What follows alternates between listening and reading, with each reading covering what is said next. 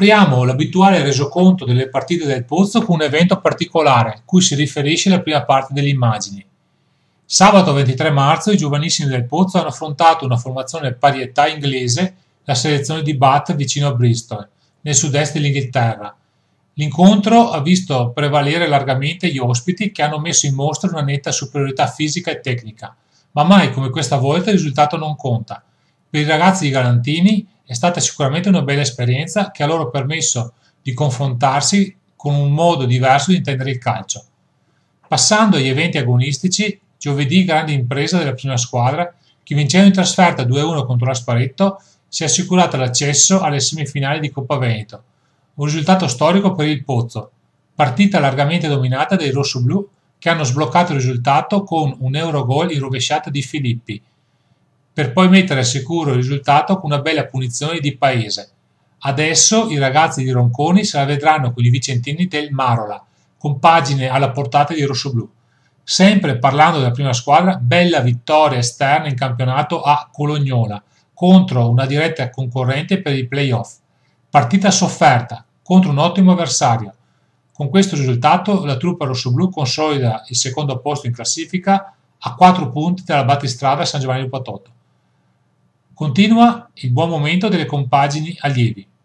La squadra A di Manfrin pareggia 1-1 in trasferta contro l'Isola Rizza, avversario di buon livello.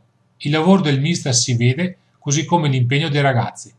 Anche la squadra B vince in trasferta per 2-0, doppietta di Dancà contro il Valpolicella, mettendo in mostra un gioco apprezzabile e una buona condizione atletica.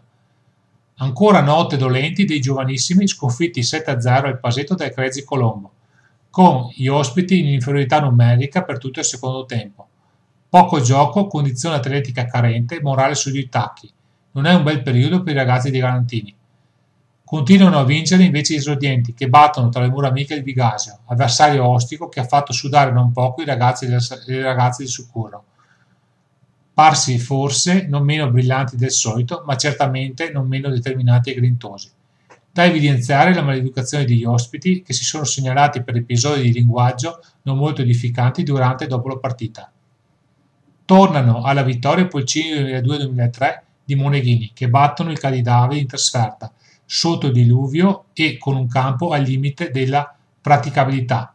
Finalmente si comincia a vedere un gioco apprezzabile e una discreta continuità. Bisogna continuare su questa strada.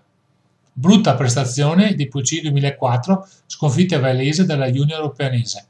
Squadra tutt'altro che irresistibile, ma che alla fine ha avuto lo stesso la meglio sui rossoblù. Sconfitti anche i piccoli amici 2004-2005 a Zevio, mentre i piccoli amici 2006-2007 vincono sul campo del San Giovanni di Patotto. Settimana pasquale dedicata per lo più ai recuperi. Iniziano i Pulcini 2002-2003 che mercoledì alle 17:30 giocano in casa con il Trevenzuolo. Sempre mercoledì, ma alle 20:30, la prima squadra che per la semifinale del Trofeo Veneto affronta i vicentini del Marola. Sabato gli allievi B giocano in casa contro il Lugagnano, mentre la prima squadra va a far visita al pericolante Soave. I Pulcini 2003-2004 saranno impegnati in Liechtenstein nel torneo di Pasqua.